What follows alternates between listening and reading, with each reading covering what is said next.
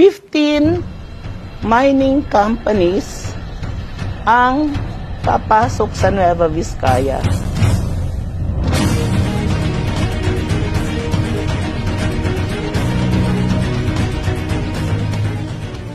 Ulat sa poll, napasok ako sa politika dahil dyan sa no to mining na yan.